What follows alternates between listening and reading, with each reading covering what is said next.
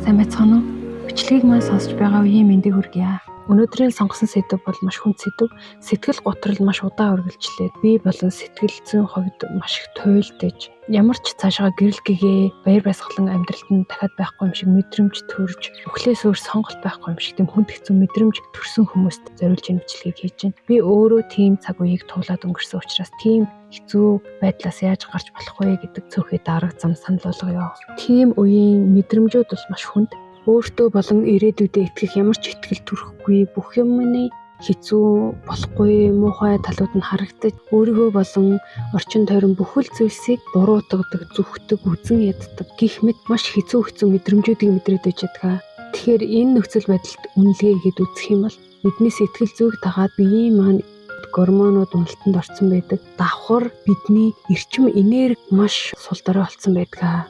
Нэг үгээр хэлбэл бидний сэтгэл санаа ямар хуу байна уу, юу бодож байна уу гэдгээс шалтгаалаад бид өөрсдөөсөө эрчим энерги ялгаруулж яадаг. Энэ талаар хүмүүс өмнө нь их бага хэмжээгээр сонсч л байсан баг. Тэгэхээр өнөөдөр миний санал болгох гэдэг гол зүйл бол бидний сэтгэл санаа дээр маш доор түвшинд очсон үед бол буцаад сайжрахын тулд сэтгэл санаа дээрдүүлдэг олон аргууд хэрэглэж болохоос гадна хамгийн гол нь тэр эрчим энергитэйгээ хамт сэтгэлээ дэвшлүүлэх арга хэмжээнүүдийг бид нэр давхар хослуулж авч ийж илүү хурдан үр дүн төрдөг юм билээ гэдгийг хэлэх гээд байгаа юм аа. Тэгэхээр сэтгэл зүгээ дэвшлүүлэхийн тулд миний зүгээс бол дасгал хийж эхэлсэн. Өөртөө цаг гаргаад кофе шопод сууж бодол санаагаа зэгцэлж бичдэг байсан, өөртөө ярилцдаг байсан.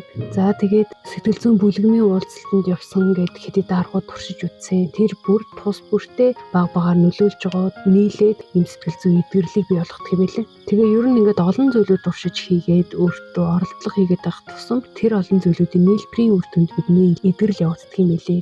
Тэгээд хүмүүс сэтгэл готролд орсон байгаа учраас одоо ямар ийм хамгийн сайн бэ, ямар битмэн уу сайн бэ гэсэн зүйлүүд харж ирсэн л та. Тэрийг хараад юу гэж утсан бэ гэхээр бидний сэтгэл дотор байгаа зүйлүүд тэр ийм бол ягаад ч эмчилж чадахгүй шүү. Тэгэхээр ерөөсөө сэтгэлийг сэтгэлээр л эмчилдэг. Өөр ямар нэг юмар биш, би өөрөө л эмчилнэ гэдгийг ойлгосоо гэж утсан. Төрөнд уртсан. Би сэтгэл санаагаа дээрдүүлэхийн тулд тэр хийдэг байсан зүйлүүд тус бүртээ ямар даваа талтай байсан бэ? Надад яаж санаар нөлөөлсөн бэ гэдэг талаар товчхон ярив. За эхлээд тэр дасгал хийхийн тухайд бол дасгал хийснээр мэдээж сэтгэл бие аль аль нь маш эрч хүчтэй болдог. Сэтгэл готрлаасаа болоод маш эрч хүчгүй юу чимэргүй санагдаж байгаа үедээ хүчээр өөрийгөө дасгалынхаа зааланд авчираад гүлтийн зам дээр хэсэг хөлсөө гарталгүй их алхахад л ерөөсөө маш эрч хүчтэй болдог. Тэгээд зөвхөн бидний сэтгэл туйлдаад байдаг учраас хичнээн ядарч байгаа ч гэсэн нойр хүрдэг шүү дээ. Тэгэхээр сэтгэл туйлдж байгаа дээрээс давхар бие ядраагаа дасгал хийсний дараа нойр нь тамаагүй сайжирдаг юм билээ. За хоёр дахь нь тэр өөртөө ярилцдаг арга бол бичлэг болгон дээрэл хэлдэг. Яг одоо тулгамдаад байгаа асуудлуудаа яг юунаас болоод ийм бодол төрөөд энэ мэдрэмж төрөөд энэ би энийг яаж сайжруулах вэ гэх мэтчлээ өөрөөсөө асууж бодлуудаа эмх зэгцэнд оруулах тэр ажлыг хийх нь бидний сэтгэл санаа дотроо өрнөд байгаа эмх замбараг олон зүйлээ зэгцэлэхэд тустай, сэтгэл санаа дээшлэхэд тустай байдаг. Гэхдээ би цаг боломж гарах юм бол кофе шопод суугаад тэр бичих ажлаа хийдэг байсан. Ягаад заавал кофе шоп бэ гэхээр бидний ингээд өдөр тутамдаа байнга цагаа өнгөрөөдөг газрууд болон бидний байнга хийдэг үйлдэлүүд бидэнд тархинд маань ийм өнөөхөл сөрөг бодлуудаа, өнөөхөл хэцүү мэдрэмжүүдээ мэдрэх тийм тохиолдол хувирсан байт юм билээ. Өөрөөр хэлбэл ингээ гаднаас орж ирээд гутлынхаа тавирыг харахаар нэг хэцүү мэдрэмжтэй чинь ингээ холбоотой. Яг тэр гутлыг харахад л одоо ямар хэцүү юм бэ, би ямар тэнийг юм бэ, энэ ямар заваа юм бэ ч гэдэг юм ингээд нэг тийм сөрөг бодолтой холбогдсон байх жишээ нь ингээд харагдж байгаа, үзэгдэж байгаа юм болгон чинь өөрийн чинь хувьд юм сөрөг дохио өгдөг, өнөөхөл хэцүү мэдрэмжүүдийг мэдрэхэд хүргэдэг юм дохионод болоод хувирсан байдаг юм билээ. Тийм учраас байнга цагаан өнгөрөөдөг газраасаа аль болохоор боломжийнхоо хоёроор өөр газар гэхдээ амьдраад боломжтой бол байнга цагаан өнгөрөөдөг хүмүүсээсээ өөр газар бас амьдраад үзье. Хэрвээ боломжтой бол энэ нь бидний нөгөө нэг тойргоосоо гарахад туслаад өөрийнхөө амьдралыг, өөрийнхөө асуудлыг, өөрийнхөө сэтгэл зүй гэх мэтлэн бүх зүйлийг хүндлэнгөөс нь ажиглах боломж олгодог. Тэгэхгүй бол ингээд нэгэн хэвийн хутгалцсан зүйлтэй хутгалдаал яваад байвал сэтгэл санаа улмал унаад яваад байдаг. Ажиглагч нь бидний энэ сэтгэлээ эдгэх хамгийн ихний үйлдэл гээд байгаа шүү дээ. Тэгэхээр тэр дохионоодоос холдсон цагтаа бид өөрсдөө нэг арай амьсгаа өгөөд өөрийгөө ажиглах боломжийг өөртөө автоматар үүсгэдэг юм байлээ шүү. За 3 дахь нь сэтгэл зүйн бүлгэмийн уулзалтанд явсан гэж ярьсан. Үнэхээр өөр хөдлөгчөөр явж байгаа хэдийн сайхан эмэгтэйчүүдтэй 2-3 удаа уулзсан л та. Тэгээд тэндээс юу ойлгосон бэ гэхээр сэтгэл хэцүү байгаа үед өөрийнхөө сайн сайхан зүйлүүдийг харахаа мартцсан байдгаа. Дандаа л болохгүй байгаа, муу байгаа юмнуудаа ингээ өөрийгөө хараад тэр бодлого дээр өөрийгөө ялж идэг. Тэгсэн чинь ингээд хүмүүстэй ярилцаад өөрийнхөө би ийм туулж байгаа, ийм арга хэмжээнүүд өөртөө авч байгаа гэдээ ярьсан чинь хүмүүс наадах чинь гой санаа байна штэ, хэрэгжүүлж болохоор штэ, чи хангалттай хичээлж штэ, сайн биш штэ гэсэн үгнүүдийг хүмүүс хэлсэн. Тэр нөгөө өөрийнхөө сайн сайхан зүйлүүдийг бид нэр бусдаар дамжуулаад харах боломж олддөг юм байлээ. Тэгэхээр ингээд бусдад тэр өөрийнхөө асуудлыг адилхан хичээгээд явж байгаа хүмүүсийн яриаг сонсож, тэр хүмүүстэй ч гэсэн урам өгөөд өөртөө ч гэсэн тэр харахгүй байсан зүйлүүдээ өөрийнхөө сайн сайхан талуудыг харахад тэр уулзалтууд тусалдаг юм байлээ шүү. Тэгэхээр боломжтой бол эерэг зүйлд уриалсан, үнэхээр сэтгэл зүйн асуудлаа шийдэх гэсэн санаа нийлсэн хүмүүстэй энэ уулзалт зохион байгуулаад, тэр үеийн уулзалт олдохгүй бол та өөрөө санаачлаад зохион байгуулад хүмүүстэй уулзаарай. Гэхдээ уулзаж нийлээд аригдах, согтуурах ч юм уу тийм буруу зүйл рүү орох юм бол өөрт чинь нэмэж л асуудал болно шүү. Тэгэхээр өөрийгөө тийм сөрөг зүйлүүдээс холдуулаад зөвхөн тийм сайжрыг гэсэн хүсэлтэй хүмүүсийг олж уулзаж бие биендээ идэвхт нь тус болох, дэм болох тэр сайхан арга хэмжээг зохиогоод үзээрэй. Тийм цагаан арга хэмжээнд оролцоод үзээрэй гэж зөвлөмөр байна. За тэгэхээр миний хувьд бол ингээд бодитоор авч хэрэгжүүлсэн зүйлүүд гэвэл юм саний хэлж болохоор зүйлүүд байна л та. Тэгвэл одоо яг нөгөө эрчим энерги бас бид нэр давхар өргөжж энэ сэтгэлдээ хурдан идэхийдгээ гэж ярьсан шүү дээ. Тэгэхээр тэр талтай холбоотой зүйлүүдийг ярьж эхлэе. За хамгийн эхлээд зөвлөмөр байгаа юм бол ууланд гарах, байгальд илүү ойртох нь хүний эрчим энергийг маш сайн нэмжээдэг. Хүн угаасаа байгалийн амьтан учраас байгальдаа ойрхон байх тусмаа илүү тэр сайхан эрчим энергээр цэмэглэгдчихэд. Тэгэхээр байгальдаа ойртох тусам хүний хүч, дотоод хүч, энерги хэлбэлзэл өсч идэг юм аа. Тэгэхээр ууланд гараад, сайхан алсын бараа хараад, сайхан амьсгаа аваад, үнэхээр холыг харж агаад баярлалаа, талархлаа, амьдралдаа талархлаа гэдээ өөртөө сайхан үг хэлэх бол маш их хүнд хүч нэмдэг шүү. Сая алсын бараа ширтэх гэд халт дурдлаа штэ. Энэ бол маш чухал санагдсан. Яагаад гэвэл одоо хот суурин газар амьдарч байгаа бидний хувьд бол дандаа ойрын жагцлцсан, багшралцсан, чимээ шүүгэнтэй тийм зүйлүүдийг харж идэг, мэдэрч идэг. Тэгсэн чинь тэр зүйлүүд чинь хүний дотоод эрх чөлөөний эсрэг байдаг, дарамт, стресс болж идэг, эрчим энергийг унгаж идэг шалтгаануудын нэг юм байлээ. Тэгэхээр алсын барааг хараад үнэхэрийн холыг харах нь хүний сэтгэлийг, эрчим энергийг тайвшруулдаг, хүний сэтгэлийг тайвшруулдаг. Нүдэнд харагдаж байгаа чинээгээрээ бидний сэтгэлийг ч гэсэн тэгж тэлж өгдөг зүйл юм байлээ шүү. Би 3 жилийн өмнө чимээ шүүгээртэй тийм багшралцсан газраас илүү гоё, эрүүл хөрстэй, тайван амгалан, чимээ багтай, алсын бараа ширтэж болдог тийм газар нүүж ирсэн. Тэрнээс хойш миний сэтгэл зүй эдгэрэл бол эрчимтэй явагдсан. Өглөө босоод бүр алццах холыг харж агаад ямар сайхан юм бэ? Ийм сайхан тэнгэр ийм газар би хурж ирсэн, ийм газар амьдрах болсондоо баяртай байна. Энэ одоо нутаг болсны эзэдтэй талархлаа. Намайг илгэндээ тэрч аваад сайн сайхан бүхний надад харамгүй зориулж байгаа. Энэ бүх хүчиндээ байгаль дэлхийдээ энэ сайхан зон олондоо баярлалаа. Гэх мэтчлэн юм өөртөө сайхан өгнүүдийг хилээд байсан. Тэр маань маш сайхан нөлөөлсөн. Тэгэхээр эндээс сэтгэл зүй хэцүү байгаа үедээ энэ Монгол сайхан ухаан, Монгол сайхан уламжлалт зүйлсүүд рүүгээ бас өнгөгээд хараад үзээрэй. Зөвхөн дараг талаар Европ маягаар бид нэр эдгэрлээ олохгүй. Монгол хүн чинь ер нь уул устгаа хүн холбоотой. Илүү энерги эрчмийн талын зүйлүүдийг судлаад бас тэндээс надад тус болох юу вэ? Надад эргээр нөлөөлөх юу вэ гэсэн тийм эрэл агуулга хийгээд үзээрэй.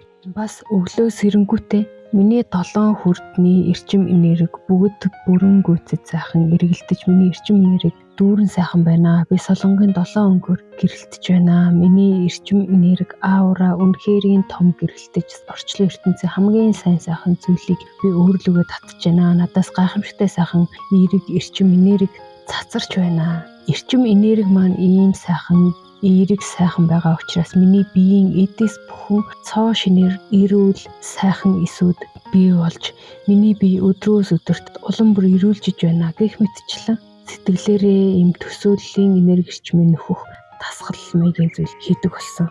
Бага асуудлаа шийдэхин тулд эрэл хав хийдэг, өөрийнхөө төлөө хичээнгүй зүтгэлтэй байгаа үед бол үр дүн заавал гардаг. Тэгэхээр хөдий чинээ та бах байдгаараа байгаал гомдлол яваад байха болио. Би одоо эрчимтэй өөрийгөө сайжруулъя гэсэн хүсэл эрмэлзэлтэйгээр олон зүйл туршиж үзэж өөрийнхөө төлөө хичээх тусам төдий чиний хурдан эерэг сайхан төлөвт орж эрүүл сайхан амьдралаа үргэлжлүүл, сэтгэлийн сайхан тэр 50 амгалан төлбөө олноо. Сэтгэлийн тэр сайхан төлбөө олох бол одоо яг ингээд маш хэцүү байгаа тэр мэдрэмжийн өнцгөөс харахад хол хэцүү юм шиг санагдаж байгаа боловч ер нь бол тийм хэцүү зүйл бишээ.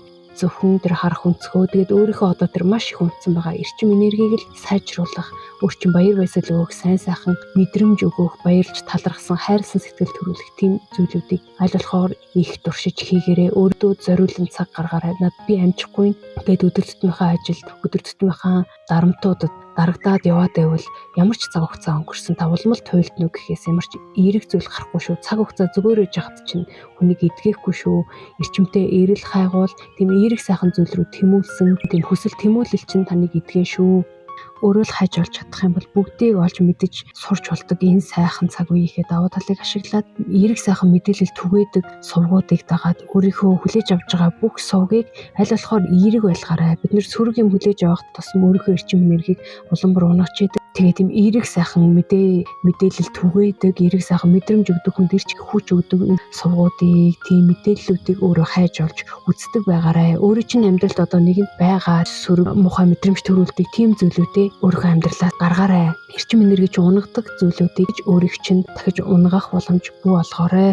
Тэр сувгуудаа муу зүйлүүдээ эерэг сайхан зүйлээр солиорой. Юу хүлээж авна уу? Түүгээрээ өөрийгөө сэлбээд түүнийгээ буцаагаад хорвоодлох хэрүүд ялгаруулах үед яг биднээс ялгарсан эрчим энергитэй адилхан зүйл дээрээ бид нар өөрсдөө аваачдаг юм аа. Эдгэрэл бол та хичээж байгаа цагт маш хурдан ирэх боломжтой. Бүрэн эдгэрэл бол хичээж байгаа цагт чинь маш хурдан ирэх боломжтой. Тэгээд ийм уналт, ийм хэцүү зүйлүүд бол хүнийг ухамсараа тэлэх тэр том шалтгаануудын нэг байдаг учраас та энэ эрчим энергитэй холбоотой амьдралын зорилго, утга учиртай холбоотой гих мэтчлэн ийм гүн зүй сэдвүүдийг сонирхоод судлаад үзээрэй. Танд сонирхолтой санагдаж эхлэх юм бол цаг хугацаа алдалгүй түүнийхээ гүнзгийрүүлэн судлаад өөрийнхөө ухамсарыг тэлээд энэ сэтгэлийн зовлон гэдэг зүйлээс дахиж амьдралдаа хизээж орохгүйгээр харах өнцгөө тэлэх тэр боломжийг та атгаад аваарай. Танд тэр боломжийг олох гээд энэ сэтгэл готрал, энэ сэтгэлийн зовлон гэдэг зүйлийг амьдрал илгээсэн байх магадлал маш өндөр байдаг шүү. Бидний хамгийн сэтгэл санаа хэцүү үед үргэлж бодогдоод байдаг нүдэн айнаад юу ч харахгүйгээр, чихээ бөглөөд юу ч сонсохгүйгээр, амьсгалаа төгчээд ингээд юу ч мэдрэхгүйгээр нэг төнөр харанхуй дунд ч юм уу эсвэл цав цагаанд ч юм уу уусаад алга болох юм бол би нэг амар амгаланг мэдрэхний нүвдэлт бүх зүйлийг мэдрэхэ болох нь. Тэрнээсгүй бол энэ амьдрал дээр би амьд байгаа цагтаа, амьсгалж байгаа цагтаа сайн сайхан юм, эерэг сайхан амгалан сайхан зүйлийг би амьсгалж байгаадаа дахиж хизээч мэдрэхгүй юм байна гэж бидний дотор бодогддог тэр нэг харанхуй үе бол бид тэр мэдээллийг буруу тайлж ойлгож идэг юм билээ шүү. Тэр нэг мэдрэхийг хүсэж байдаг амар амгалан юу вэ гэхээр бидний дотоод хүнээс илгээж байгаа чи одоо хамгийн доод зэгт ирлээ. Одоо өөрийнхөө төлөө тэмцээд энэ сэтгэлийн амар амгалангаа бий болгоотгоо чи. Яг энэ мэдрүүлээд байгаа шиг амар амгалан чи өөрөө хичээх юм бол бий болгож болно штэ. Одоо чи өөрийнхөө төлөө тэмцэх цаг чинь болсон. Одоо тэр сэтгэлийн амар амгалан яг энд мэдрүүлээд байгаа шиг тийм сайхан амар амгалан өөрийнхөө төлөө тэмцээд энэ хэцүү мэдрэмжүүдэд ялаад энэ амьдралаас яг энэ мэдрэмжээр яг энэ хэцүү зовлонгоор өөрт чинь ойлгуулах гэсэн зүйлийг бушуухан ухаарад тэр сэтгэлийн амар амгалангаа олоод хоочээ гэж бидний дотоод хүн давчдаж, бачуурч бидний дотроос самардаж хэлж байгаа тэр зүйл үүдх юм байлээ шүү. Тэгэхээр бид амьсгалахаа болчвол мэдэрч болох юм байна гэж тэр нэг бодогдоод байгаа амар амгалангаа бид нар жинхэнэ өөрийнхөө дотоод хүчийг нээгээд өөрийгөө хайрлах тэр хайраа олж аваад сэтгэлийн амар амгалан гэдэг зүйлээ дотроо бид нар олж авах бүрэн боломжтой шүү. Тэгэхээр тэр зүйлийн төлөө тэмцээрээ, өөрийнхөө төлөө тэмцээрээ. Тэр ялалт бол тийм хэцүү биш, ойрхон зүйл шүү. Эерэг сайхан зүйлсийг аль болохоор их сонсож өөртөө урам зориг авч байгаарай. Ингээд бүх хүмүүс амжилт хүсье. Энэ удаагийн бичлэгийг маань сонссон хүмүүстээ баярлалаа. Сувгийг маань дэмжиж лайк, subscribe дарж байгаа хүмүүстээ үнэхээр их талархаж байгаа шүү. Ингээд дараагийн бичлэгээр уулзтлаа. Түр баяртай.